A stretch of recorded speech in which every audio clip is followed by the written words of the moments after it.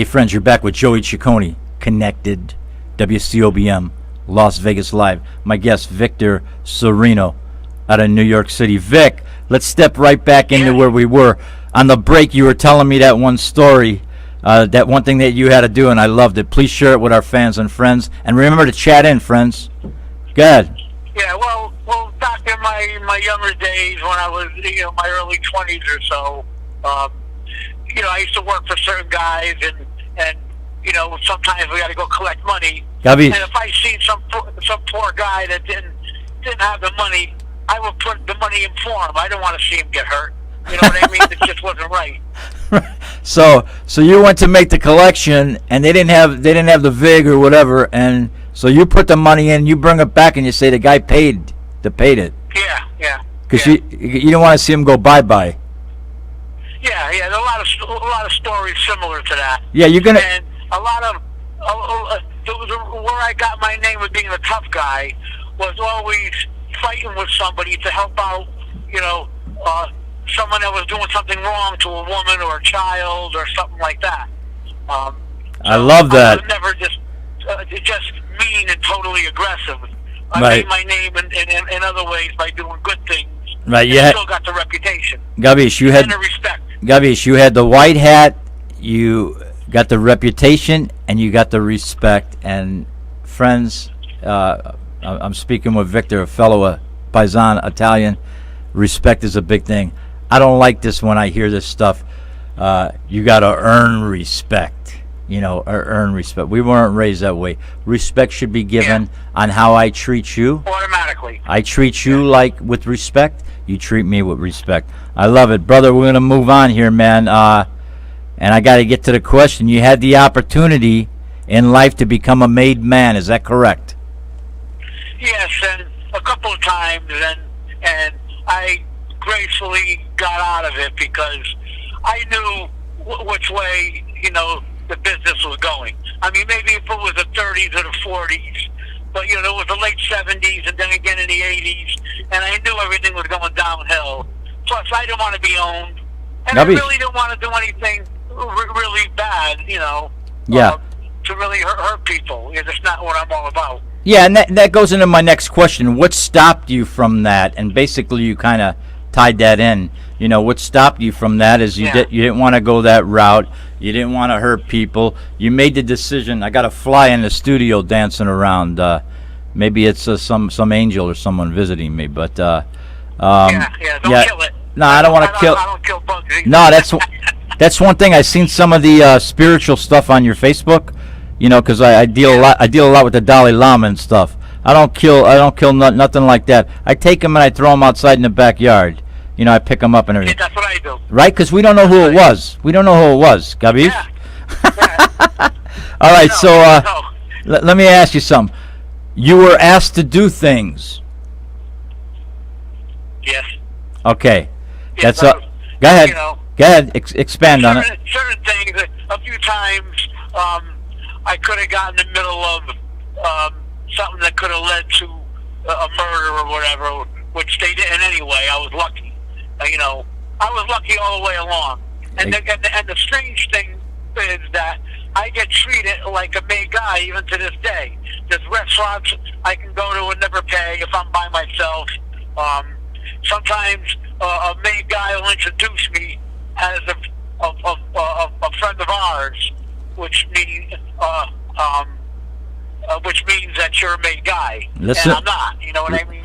Listen, what he's saying. This is our talk, and I love what you. In other words, I love what you. You say a friend of mine. Okay, I'm sorry. Nah, don't be sorry. You don't have to interrupt. Yeah. You're not interrupting. But I just want to clarify it for the fans and the people out there that a friend of ours is a made guy. A friend of mine. And a friend of mine. Go ahead. If they say I would introduce it to a friend of mine, that means he's just a civilian. He's He's a connected guy, but he's not a made guy. He's a civilian, but he's there. He's a friend. He's a guy. He might do some things. How did it go when you said no to some of these guys? Well, it wasn't an abrupt no. It was I sort of know how to get out of things gracefully. you know, where they just disappear. You know, I know one was a real weird situation, and they wanted me to do something to borrow money from some big loan shark and not pay him back, and then that was my way in. And I said, no, that guy was good to me my whole life. I can't do that to him. Gabish. So they just let it go. Beautiful. They always seem to let it go with me for some reason. Okay, let me ask you something. You could plead the fifth. I always like this one. You could plead the fifth because as an interviewer, I never give you any questions. I get them live when I'm on the show. So you could plead the fifth. But did you see things? Yes. To be honest, I never seen anyone murdered. Okay. Luckily, I was lucky. I could right. have, and I never did, because I was also close with some of the Westies, the Irish guys from the West Side. Love the Irish guys. They also had a crew out of New Haven that were serious bank robbers back in the '60s. Irish. And they say they robbed more banks than Jesse James all over the country.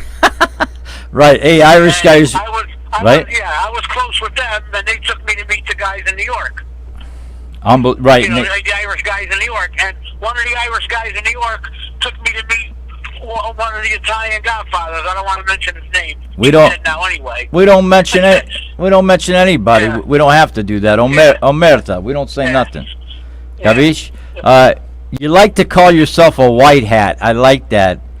Explain for my fans, my viewers, people that are following you. Explain, you know, what's the correct term for that? What would that be? Well, I guess I'd say a white hat. I wear a white hat, meaning even years ago, at my worst times, I was always a good guy, and that was my claim to fame. And then since then, now, you know, I've been meditating for 20 years. I just got out of yoga class an hour ago. Dude, when you were telling me about, because I did yoga for 20 years, but when you were telling me the yoga, and we're going to get into your the style that you cook and everything else, I'm like, this is like a connected guy, and he's doing yoga and everything, you know. I mean, it's funny, but it is what it is, and that's what keeps you healthy, brother. Oh, yeah. Yeah. I haven't had a cold since 1986. You ain't had one since that. Nope. Oh, man. You know, I'm in real good shape. You know, I've been juicing in the juicing machine for almost 30 years. Right, and you can see Victor's picture up there. We've got his picture posted. He looks good, man. I like the picture with the suit and the glasses, and then you're working the cell phone, and it's beautiful. Yeah. Tell us about. We're gonna cover this. We got about a minute, but we can start on it, and then we're gonna come back with all the new work that you're doing, Vic. But okay. Please tell us about the new production company. Something positive. We need positiveness today with all that's going on in the world. So tell us the name of it. Give yourself a plug, how they can contact you. Well, we decided to call the Cafe Roma Boys production company, because Cafe Roma is there in Little Italy, and that's where we usually meet when we all come in first and have a cup of coffee, and then maybe we'll go eat down the street or whatever, one of the restaurants. Right. And, we got the Cafe Romas out here. I don't know if they're tied in with the ones in New York, but I'm sure I'm they're. not sure. I'll find out another time. I'll let you know. I'm sure they're different owners, but the food's real. But the production company there would have to do with, like, maybe, you know, gangster movies, because a lot of my friends were like me. They came up in the ranks, and now they're doing acting and stuff like that, or producing. As you can see in one of the pictures, I'm good friends with Federico Castelluccio, who played Furio in The Sopranos. Hey, it's beautiful because that picture I love, which is on your Facebook. Go to Victor's Facebook. Become his friend. He's a beautiful person. I got 15 seconds. I got this this little mosquito dancing around, but I ain't gonna hurt him. I just wanted to read two things before we go into our last final segment. Vinny, I love Vinny goes, Joey, what are you drinking? Vodka? Is it on the rocks? Straight vodka. You know, he's telling me I'm drinking vodka. Vin, it's water. I'm on the air right now. It's water with a little bit of vodka. No, I'm playing. Right now, you're listening to my buddy Victor Serino. All right, he's a friend of mine. All right, you're watching the Joey Ciccone Show Connected. We'll be right back.